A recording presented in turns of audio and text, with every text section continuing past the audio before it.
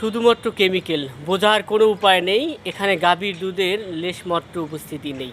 এভাবেই দিনের পর দিন এরা দুধ বিক্রি করে যাচ্ছে। বিভিন্ন নামি দামি ব্র্যান্ডগুলো সেই দুধ কিনে আমাদের খাওয়াচ্ছে। আফসোস, আমাদের কিছুই করার নেই। ভেজাল বিরোধীরা শুধুমাত্র তাদেরকে জরিমানাই করে যাচ্ছে। হয়তো 2, 4, 6 মাস তাদের কার্যক্রম বন্ধ থাকে, আবার পুনরায় অন্য কোনো নামে অন্য কোনো ব্র্যান্ডে শুরু করে। আমরা চাই এই ভেজাল খাদ্য যারা উৎপাদন বিপণনের সাথে জড়িত তাদের কঠিন থেকে কঠিন শাস্তি হোক।